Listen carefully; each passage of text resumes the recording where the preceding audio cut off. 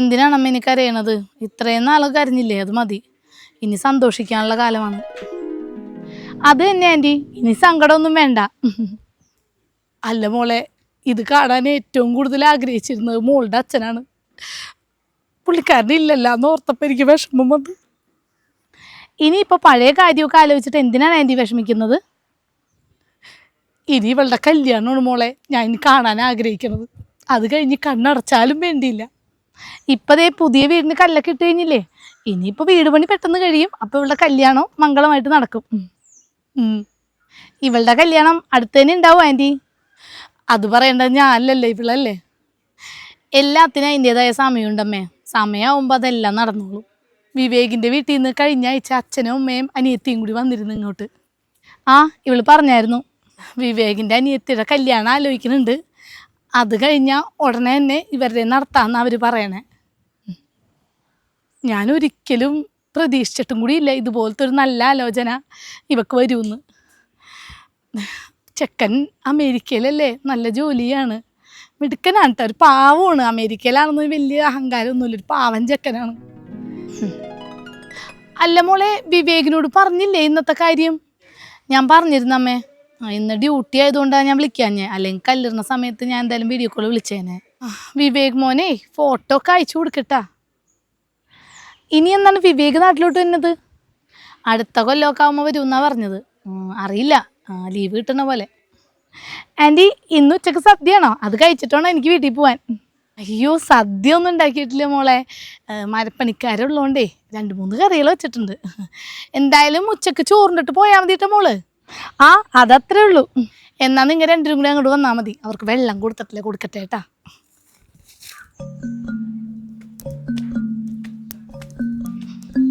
പാവം എൻ്റെ അമ്മ ഒരുപാട് അനുഭവിച്ചാണ്. ഇനിയെങ്കിലും ഒരു നല്ല സമയം ഉണ്ടായാൽ മതി.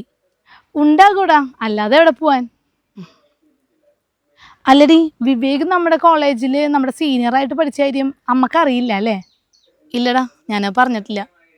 നോർമലി ഒരു ആലോചന വന്നാന്നേ അമ്മക്കറിയൂ. അതെന്തായാലും അങ്ങനെ തന്നെ ഇരിക്കണം നല്ലത്. പഴയ ആൾക്കാരല്ലേ, ചിലപ്പോൾ അവർക്ക് ആക്സെപ്റ്റ് ചെയ്യാൻ പറ്റില്ലെന്നിരിക്കും. ഇല്ലടാ, അമ്മ അറിഞ്ഞാലും അത് കുഴപ്പമൊന്നുമില്ല. പക്ഷെ വിവേകാണ് എന്നോട് പറഞ്ഞത് എന്തായാലും കല്യാണ ശേഷം അമ്മനോട് പറഞ്ഞാൽ മതിയെന്ന്. വാ, വീട്ടിലോട്ട് പോവാം. ചെല്ല്, ഞാനിപ്പോൾ വരാം.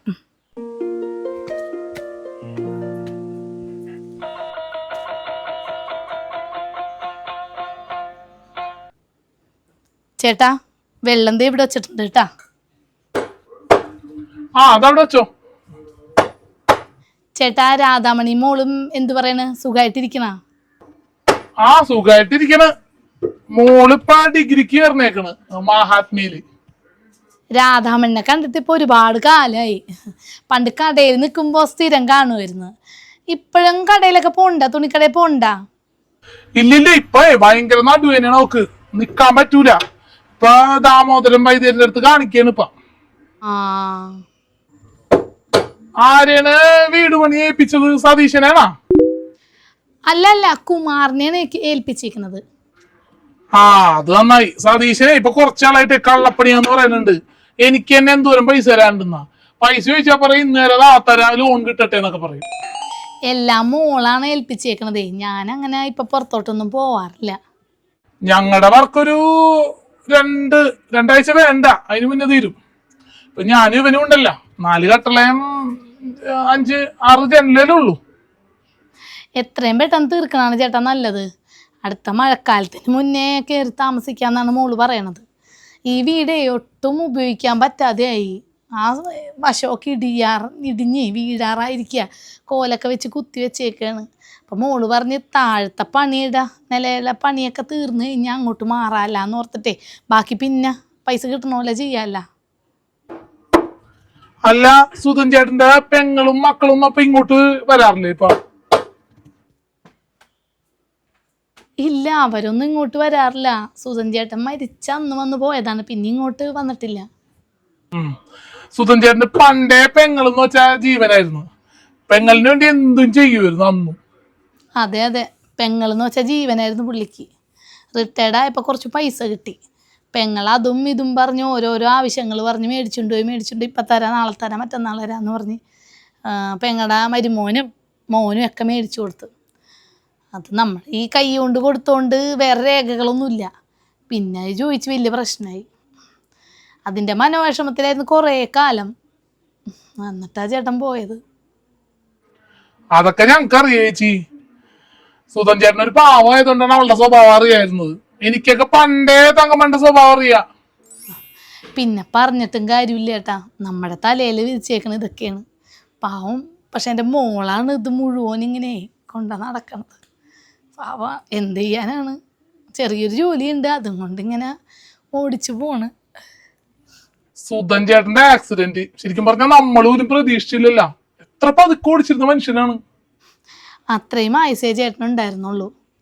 അല്ലെങ്കിൽ ഒരു പെട്ടിവണ്ടിയുടെ രൂപത്തിൽ വന്ന് കൊണ്ടുപോകുമായിരുന്ന. നിങ്ങളുടെ ആ തെക്കുംപുറത്ത് കിടന്നിരുന്ന സ്ഥലത്തിന്റെ കേസ് കഴിഞ്ഞല്ലേ? എന്നോട് ആരാണ് ആ റേഷൻ കട ജോസഫ് അവനാ പറഞ്ഞത്. ആ സ്ഥലം വിധിയായി. ഇപ്പം 2 ആഴ്ച കഴിഞ്ഞ്. അപ്പം വിധിയായി എന്നറിഞ്ഞപ്പോൾ തന്നെ ഒരു ബ്രോക്കർ വന്ന് പെട്ടെന്ന് എല്ലാമായി.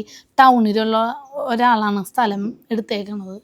അപ്പം തീറാധാരം ഈ 30-ാം തീയതി നടത്തണം. ചെറിയൊരു അഡ്വാൻസ് തന്ന്. അതാണപ്പൊ വേഗം വീട് പണിയാൻ തീരുമാനിച്ചല്ലേ? അതെ, കയ്യിൽ പൈസ ഇരുന്നാലേ അതെങ്ങനെയാ തീർന്നതെന്ന് പറയാൻ പറ്റൂല. അപ്പം മോളാ പറഞ്ഞത് നമുക്കൊരു തറ കെട്ടിയിടാം ആദ്യം, എന്നിട്ട് ബാക്കിയുള്ളത് നോക്കാമെന്ന്. അങ്ങനെ പെട്ടെന്നെല്ലാം ആക്കിയതാണ്.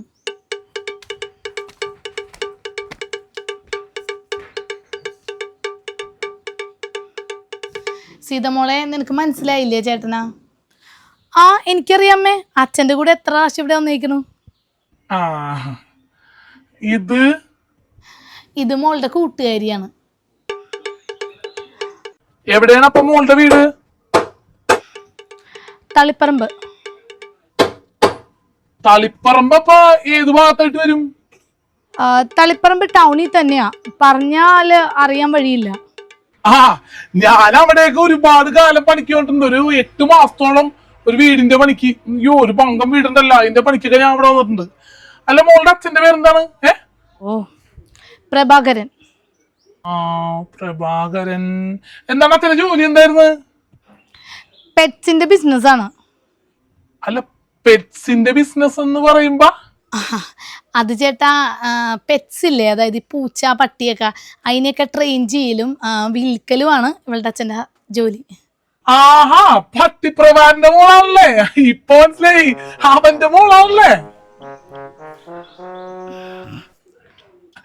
ഞങ്ങള് രണ്ടുപേരും ഒരുമിച്ച് UP വരെയും പഠിച്ചാണ്. അത് കഴിഞ്ഞ് അവൻ തോറ്റ്, ഞാൻ ജയിച്ചപ്പോ പഠിത്തം നിർത്തുകയും ചെയ്ത്. അവൻ തോറ്റ് പിന്നെ സുധന്റെ ഒപ്പം പഠിച്ച് 2 കൊല്ലം രണ്ടുപേരും 4 പ്രാവശ്യം കണ്ടും തോറ്റ്. അവന്റെ മോളാണല്ലേ? അച്ഛനോട് ചോദിച്ചാ മതി പപ്പനറിയോന്ന്. എന്നറിയാൻ പറ്റുമോ? വീട്ടിൽ ചെന്ന് ചോദിക്കണോട്ടാ. അവനെ പണ്ട് കൊറേ കാലം മൂലക്കുരു വരുമായിരുന്നു. നടക്കണ കാണുന്നവര് നിക്കനെ കാണിച്ചിട്ട്. അതുകൊണ്ട് ഞങ്ങക്ക് അവളെ കളിയാക്കാനേ നേരുണ്ടായിരുന്നുള്ളൂ. ഇപ്പോഴും ഉണ്ടാ മൂലക്കുരു? ഇല്ല. അല്ല, ഈ കൊച്ചിന്റെ അച്ഛൻ പ്രഭാകരനായിട്ടേ സുധൻ എന്തോ ബന്ധുണ്ടെന്ന് സുധൻ ഒരു ദിവസം കണ്ടപ്പോ പറഞ്ഞായിരുന്നല്ല. ഞാൻ ഈ പട്ടി പ്രഭാകരന്റെ കാര്യം ചോദിക്കാറുണ്ട്. എനിക്ക് അവർ ഇഷ്ടമായിരുന്നു. ഈ പട്ടിയുടെ മോന്തേണ് അവന്റെ. ഭയങ്കര ഇഷ്ടമുള്ളതുകൊണ്ട്.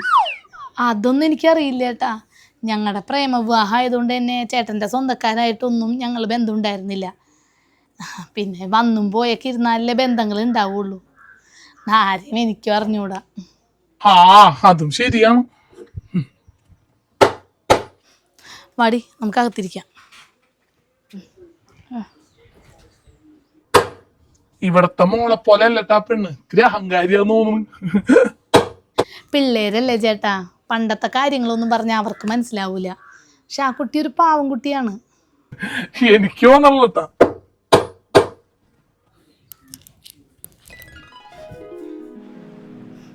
എടി, ഏതാടി അയാള്? ഒരു മാനേഴ്സ് ഇല്ലാത്ത വർത്താനമുള്ള നിങ്ങളുടെ പണിക്കാരൻ്റെ. പപ്പച്ചേട്ടൻ പണിക്കാരൻ മാത്രമല്ല, എൻ്റെ അച്ഛൻ്റെ ആത്മാർത്ഥ സുഹൃത്താണ്. അതുകൊണ്ട് തന്നെ പണ്ടും അതെ, ഇവിടെ എന്തെങ്കിലും മരപ്പണി വന്നു കഴിഞ്ഞാൽ പപ്പൻ ചേട്ടനെ വിളിക്കാറ്. പുള്ളി ഒരു പാവമാണ്. പക്ഷെ അയാൾ അത്ര ശരിയല്ല കേട്ടാ. എനിക്ക് അയാളുടെ വർത്താനം കേട്ടിട്ട് ചൊറിഞ്ഞു വന്നതാണ്. പിന്നെ ഞാൻ നിന്നെ ഓർത്തിട്ടാണ് മിണ്ടാതെ ഇങ്ങോട്ട് പോകുന്നത്. എന്തായാലും നീ മിണ്ടാതെ പോകുന്നത് നന്നായി. പുള്ളി ഒരു പാവമാണ്, തമാശക്ക് പറഞ്ഞായിരിക്കും. നീ അത് കാര്യമാക്കണ്ട. നിങ്ങളിവിടെ സംസാരിച്ചിരിക്കട്ടാ. വെള്ളം വല്ലം വേണമെങ്കിൽ പറഞ്ഞാൽ മതി. നീ ഇവിടെ ഇരിക്കേ, ഞാൻ ഇപ്പോൾ വരാം.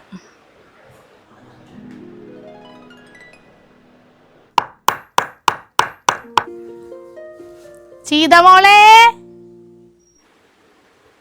ആരാണ്?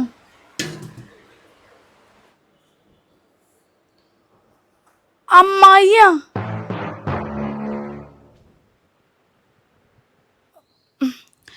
അമ്മേ,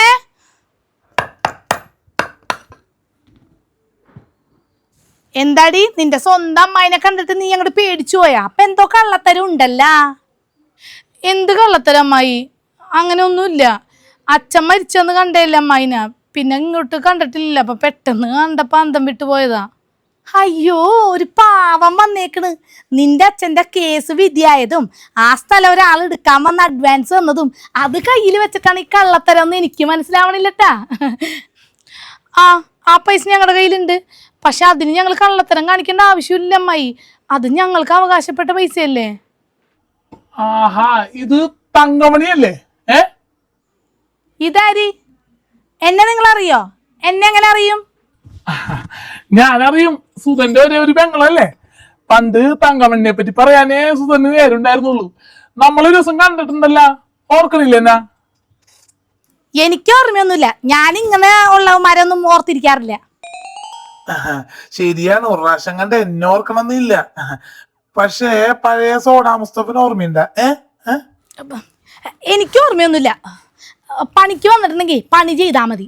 അല്ലാണ്ട് ഈ വീട്ടുകാർ വർത്താനം പറഞ്ഞതിൻ്റെ ഇടയിൽ കിന്നരിക്കാൻ നിൽക്കണ്ട. ഈ വർത്താനം പറഞ്ഞതിൻ്റെ പണിക്കൂലൊന്നും കുറക്കൊന്നുമില്ല. വൈകുന്നേരം ആകുമ്പോൾ നീട്ടി മേടിക്കുമല്ല. എടി സീതേ, വെച്ച് താമസിപ്പിക്കാതെ ഞാനൊരു കാര്യം പറഞ്ഞേക്കാം. നിന്റെ അച്ഛൻ്റെ പേരിലുണ്ടായിരുന്ന സ്ഥലം കേസ് വിധിയായതും ആ പൈസ കിട്ടിയതും ഒക്കെ ഞാൻ അറിഞ്ഞിട്ടുണ്ട്. അത് ചേട്ടൻ്റെ പേരിലുള്ളതായതുകൊണ്ട് തന്നെ അതിനകത്ത് എനിക്കൊരു അവകാശമുണ്ട്. അല്ല തങ്കമണി, എൻ്റെ ഭർത്താവ് മേടിച്ചിട്ട സ്ഥലത്തിന് നിനക്കെന്താ അവകാശം? അത് മരിക്കുന്നതിന് മുന്നേ ചേട്ടൻ എന്നോട് പറഞ്ഞായിരുന്നു, എടി ഒരു സ്ഥലം കിട്ടാറായിട്ടുണ്ട്, അത് നിനക്കും കൂടി അവകാശപ്പെട്ടതാണെന്ന്. അതെങ്ങനെയാ ശരിയാവുക തങ്കമണി? ചേട്ടൻ മരിക്കുന്നവരെ നിന്നോട് മിണ്ടിയിട്ടില്ല. ഒരു 6 കൊല്ലമെങ്കിലായിട്ടുണ്ട് നിന്നോട് മിണ്ടാണ്ടായിട്ട്. ചേട്ടൻ ഈ സ്ഥലം മേടിക്കുന്നത് കൃത്യം പറഞ്ഞാൽ മരിക്കുന്നതിന് 2 കൊല്ലം മുന്നാണ്. ചേച്ചിക്ക് എൻ്റെയും ചേട്ടൻ്റെ സ്നേഹം അറിഞ്ഞുകൂടാണ്ടാണ്. ചേച്ചിയോട് പറഞ്ഞിട്ടില്ലെന്നുള്ളൂ. ചേട്ടൻ എന്നെ കാണാൻ ആഴ്ചയിൽ 2 പ്രാവശ്യം വരുമായിരുന്നു. പിന്നെ ഇങ്ങനെ ഇടയ്ക്ക് പൈസ അയച്ചു തരുമായിരുന്നു, ഇടയ്ക്ക് ഫോണും വിളിക്കുമായിരുന്നു. ഇവിടെ വരാറില്ലെന്ന് മാത്രമേ ഉള്ളൂ, ബാക്കി എല്ലാം ഉണ്ടായിരുന്നു. അങ്ങനെ ഒരു കാര്യം ഒരിക്കലും നടക്കൂല. മരിക്കുന്നതിൻ്റെ തലേ ദിവസം ഇവിടെ ഈ വരാന്തയിൽ ഇരുന്നാണ് ചേട്ടൻ പറഞ്ഞത്, മരിച്ചാലും അവളെ എൻ്റെ ശവം കാണിക്കരുതെന്ന്. അവളെന്നെ അത്രയും പറ്റിച്ചിട്ടുണ്ടെന്ന്. എൻ്റെ ദൈവങ്ങളെ, എന്തിനാണ് ചേച്ചി ഇങ്ങനെ നുണ പറയണത്? അല്ല, നിന്നോട് ആരാണ് ഈ കാര്യങ്ങളൊക്കെ കൃത്യമായിട്ട് അറിയിച്ചത്? അത് എൻ്റെ ഒരു സുഹൃത്ത് വഴി അറിഞ്ഞാണ്. ആര് വഴി അറിഞ്ഞാണെങ്കിലും നിനക്ക് ഇതിന് ഒരു അവകാശവും ഇല്ല. എൻ്റെ മോക്ക് മാത്രമാണ് ഈ സ്ഥലത്തിനുള്ള അവകാശം. എന്നാ പിന്നെ ഒന്ന് കാണണമല്ല. ഞാൻ എന്തായാലും കേസ് കൊടുക്കാൻ പോണേണ്. ആ സ്ഥലം വിറ്റിട്ട് നിങ്ങൾ വീട് പണിയണ എനിക്കൊന്ന് കാണണം. ആ സ്ഥലം വിറ്റാണ് വീട് പണിയണേന്ന് നിന്നോട് ആര് പറഞ്ഞ്? അല്ലാതെ ഒരു വഴിയില്ലെന്ന് എനിക്കറിയാല്ല. ഇവിടെ കല്ലിട്ടതും കുമാറിന് ഈ ഇത് പണിക്കുള്ളതൊക്കെ കൊടുത്തതൊക്കെ ഞാൻ അറിഞ്ഞായിരുന്നു. അതെ, എനിക്കൊരു കാര്യം പറയാനുണ്ട്. ഇപ്പോൾ നിങ്ങൾ കേസിന് പോയാലും ഇവളുടെ അച്ഛൻ്റെ പേരിലുള്ള സ്വത്തുക്കൾ ഇവർ 2 പേർക്കും മാത്രമാണ് അവകാശം. പിന്നെ കേസിന് പോയാൽ കുറേ നാളിങ്ങനെ വലിച്ചു നീട്ടിക്കൊണ്ട് കിടക്കാം, ആ സ്ഥലം ഇടപാടൊന്നും നടത്താതെ. അത്രേ ഉള്ളൂ. ഇതാര്? എൻ്റെ ഫ്രണ്ടാ. എടി ഫ്രണ്ട് മോളെ, എനിക്ക് പൈസ കിട്ടിയിട്ട് ഒന്നും ചെയ്യാനില്ല. പക്ഷേ ഇവർ അതനുഭവിക്കരുത്. ഞാൻ കേസിന് പോയിട്ട് കുറച്ചാൾ ഇവരിട്ടിങ്ങനെ വട്ടം കറക്കും. എൻ്റെ പൊന്ന് തങ്കമണി, എന്തിനാണ് ഞങ്ങളോട് ഇങ്ങനെ ചെയ്യണത്? ചേട്ടൻ റിട്ടയർഡ് ആയപ്പോൾ കിട്ടിയ പൈസ മുഴുവൻ നിനക്ക് തന്നില്ലേ? എന്നിട്ട് നിന്റെ ആർത്തി മാറിയില്ലേ? ചേട്ടൻ പോയി, ഇനി ഞങ്ങളെയും കൂടി എന്തിനാണ് ദ്രോഹിക്കണത് ഇങ്ങനെ? ഇനിയെങ്കിലും ഞങ്ങളൊന്ന് സ്വസ്ഥമായിട്ട് ജീവിക്കാൻ അനുവദിക്ക്. സ്വസ്ഥമായിട്ട് ജീവിക്കാൻ ഞാൻ അനുവദിക്കുക ചേച്ചി. ആ സ്ഥലം വിറ്റ് കിട്ടണ പൈസയുടെ പാതി എനിക്ക് ഇങ്ങോട്ട് തന്നാൽ മതി. അത് നടക്കൂല അമ്മായി. ആ സ്ഥലം വിറ്റാലേ ഈ വീട് പണിയാനുള്ള മാത്രമേ ഞങ്ങൾക്ക് കിട്ടുള്ളൂ. എടി മോളെ, വീടെന്ന് പറഞ്ഞൊരു കല്ല് കുഴിയിലിട്ടല്ലേ ഉള്ളൂ, അതങ്ങോട്ട് മണ്ണിട്ട് മൂടിയാൽ മതി. പിന്നെ കരാറ് കൊടുത്ത കുറച്ച് പൈസ എന്തെങ്കിലും ഉണ്ടെങ്കിൽ അത് മേടിച്ചോ കുമാറിൻ്റെന്നേ. ഞാൻ അറിഞ്ഞതാണ് 9:30 കല്ലിടുമെന്ന്. എന്നിട്ട് ഞാൻ വിചാരിച്ച് കുറച്ചങ്ങോട്ട് കഴിയട്ടെ, കല്ലെങ്കിലും ഇട്ടേ, വീടങ്ങോട്ട് പൊന്തൂലല്ല. സീതേ, എന്നൊരു പണി പകുതി കാശ് ഇവർക്ക് കൊടുക്കാന്ന് അങ്ങോട്ട് പറഞ്ഞേക്ക്. വെറുതെ എന്തിനാണ് ഈ ഒച്ചപ്പാടും ബഹളമൊക്കെ, ആൾക്കാരൊക്കെ കേൾക്കൂലേ? നീ എന്താണ് പറയണ? ആകെ നിസ്സാരം തുകയാണ് ആ സ്ഥലം വിറ്റാ കിട്ടണത്. അപ്പം പിന്നെ അതിൻ്റെ പകുതി കൊടുക്കാൻ പറഞ്ഞാൽ അതെങ്ങനെ ശരിയാവുക? നടക്കണ കാര്യമല്ല. ഇല്ലെങ്കിൽ ഇവരെങ്ങനെ കേസിന് പോയി കഴിഞ്ഞാലേ നീ കുറേ കാലം ഇതിൻ്റെ പുറകെ നടക്കേണ്ടി വരും. ഇവിടുത്തെ കോടതിയുടെ കാര്യമൊക്കെ നിനക്കറിയാലോ. എന്നാലും ഇവിടെ നടക്കുന്ന കാര്യങ്ങളൊക്കെ ഇത്ര കറക്റ്റായിട്ട് എങ്ങനെയാണ് ഈ അമ്മായി അറിയണത്? വേറെ ആരോടും ഞാനിതൊന്നും പറഞ്ഞിട്ടില്ല. പിന്നെ എങ്ങനെ ഇവരറിഞ്ഞ്? തങ്കമണി, കേസിനൊന്നും പോകരുത്. 2 കൊല്ലത്തോളം കേസ് നടത്തിയിട്ടാണ് ഇപ്പം ഈ വിധി ആയതും ഞങ്ങൾക്ക് കിട്ടിയതും. ഇനി നീ കൂടി കേസിന് പോകരുത്. എന്നാ പിന്നെ എൻ്റെ പൈസ ഇങ്ങോട്ട് തന്നേക്ക്. പിന്നെ ഞാൻ കേസിനൊന്നും പോവില്ല. ആൻറ്റി, കേസിനൊക്കെ പോയ പ്രശ്നം ഉണ്ടാ. ഇവള് തന്നെ ഒറ്റക്ക് എല്ലാത്തിനും നടക്കേണ്ടി വരൂലേ? എന്തേലും ചെയ്യ് സീതേ. ഇനിയൊന്നും ആലോചിക്കണ്ട. പകുതി പൈസ കൊടുക്കാന്ന് അങ്ങോട്ട് പറഞ്ഞേക്ക്. ബാക്കി എന്തെങ്കിലും പൈസ ഉണ്ടെങ്കിൽ അതിനുള്ള വീട് പണിയി. അത്ര വലിയ വീടൊന്നും വേണ്ട. ഇല്ലെങ്കിൽ അത് വല്ല ഡെപ്പോസിറ്റോ ഇട്ടോ അങ്ങനെ എന്തെങ്കിലും ചെയ്താൽ മതിയല്ലോ. ഇതും വലിയ കുഴപ്പമില്ല. ഇതിനൊരു അറ്റകുറ്റപ്പണികളൊക്കെ ചെയ്താൽ പോരെ. കണ്ട, പാപ്പുമോക്ക് ബുദ്ധിയുണ്ട്. പണി പാളി. ഇവളുടെ വീട്ടിൽ വിളിക്കുന്ന പേര് അമ്മായിക്ക് എങ്ങനെ അറിയാം? അത് നേരത്തെ ഇവിടെ ആരോ പറഞ്ഞിട്ടില്ല, അത് ഓർത്ത് പറഞ്ഞതാ. ഇല്ലല്ല, ഇവളുടെ പേര് ഇതുവരെ ആരും ഇവിടെ പറഞ്ഞിട്ടില്ല. അത് ആ കൊച്ചിന്റെ നിഷ്കളങ്കമായ മുഖം കണ്ട പാപ്പൂ നല്ല വിളിക്കാൻ തോന്നുള്ളൂ. എന്നിട്ട് എനിക്ക് ആ കൊച്ചിന്റെ മുഖം കണ്ടിട്ട് വേറെ വാക്ക് വിളിക്കാനുള്ള തോന്നണത്. പണിക്കാരന്റെ കാര്യം നോക്ക്, കുടുംബകാര്യത്തിൽ ഇടപെടാൻ വരണ്ട. ഞാൻ ഇടപെടും. ഇത്ര നേരേ ഞാൻ മിണ്ടാതിരുന്നാണ്.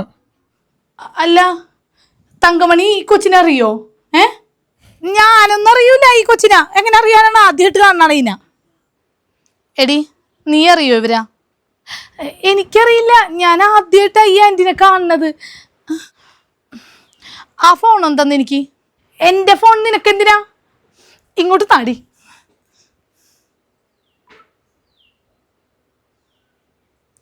നീ ഇതിൽ ലാസ്റ്റ് വിളിച്ചിരിക്കുന്ന തങ്കു ആൻറ്റി അതാരാ? അതെന്റെ വകയിലുള്ളൊരു ആൻറ്റിയാണ്. ഒരു അത്യാവശ്യ കാര്യം പറയാൻ ഞാൻ വിളിച്ചതാ. ആണോ? എന്നാ നമുക്ക് അവരിപ്പം തന്നെ വിളിക്കാം.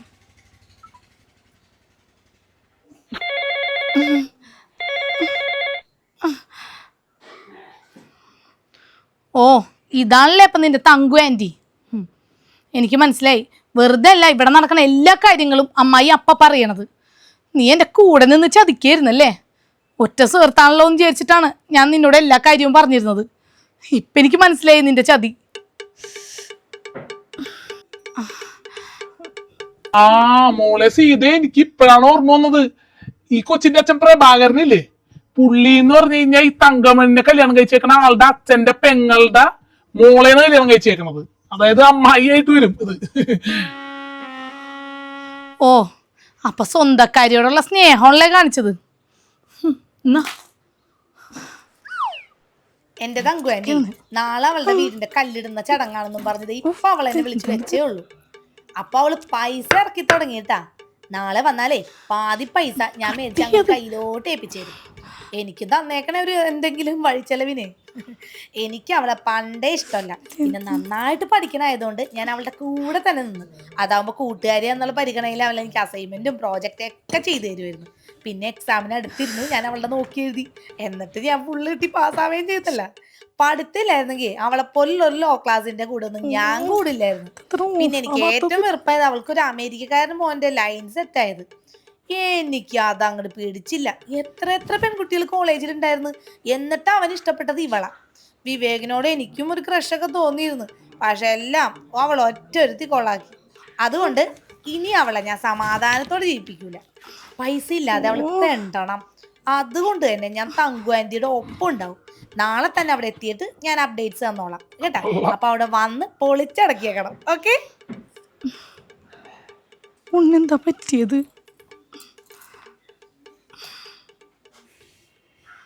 കൊള്ളാമടി. ഇതൊക്കെ ആയിരുന്നല്ലേ നിന്റെ മനസ്സിൽ? എന്നിട്ടാണല്ലോ എൻ്റെ കൂടെ നടന്നിരുന്നത്. എടി, അത് ഐ വിൽ എക്സ്പ്ലെയിൻ. ഒരു എക്സ്പ്ലനേഷനും വേണ്ട. ഞാനിപ്പോൾ എല്ലാം കേട്ടല്ലേ. ഇനി എക്സ്പ്ലെയിൻ ചെയ്യാൻ എന്താ ഉള്ളത്?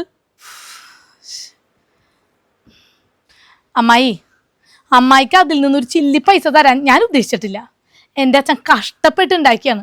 ജോലി ചെയ്യുമ്പോൾ ഓരോരോ പൈസ കൂട്ടി വെച്ച് ഉണ്ടാക്കിയതാണ്. അതുകൊണ്ട് ഞാൻ അതിൻ്റെ അവകാശം ഞങ്ങൾ രണ്ടുപേരും മാത്രമാണ്. അമ്മായിക്ക് അതിനകത്ത് 1 രൂപ പോലും അവകാശമില്ല. ഇനി ആ പൈസയുടെ പേരും പറഞ്ഞ് അമ്മായി ഇങ്ങോട്ട് വരണ്ട. ഇനി കേസ് കൊടുക്കാനാണെങ്കിൽ കേസ് കൊടുത്തോ.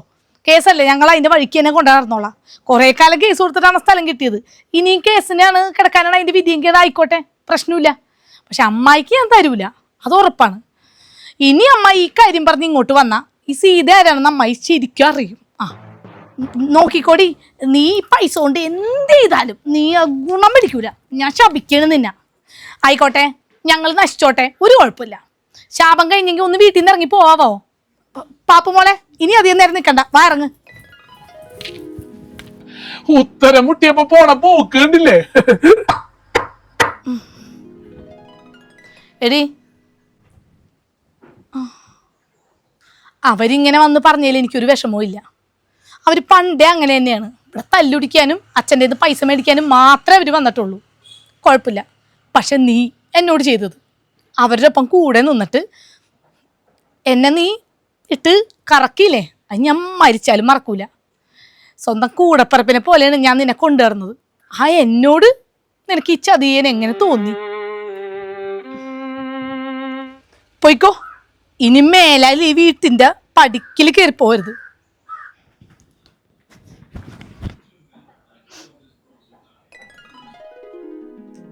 ഒത്തിരി സങ്കടങ്ങൾ അനുഭവിച്ചു കഴിഞ്ഞാൽ നമ്മളെ തേടി ഒരു നല്ല കാലം എന്നാണെങ്കിലും വരുമെന്ന് വേണത് വളരെ സത്യമാണെന്നേ.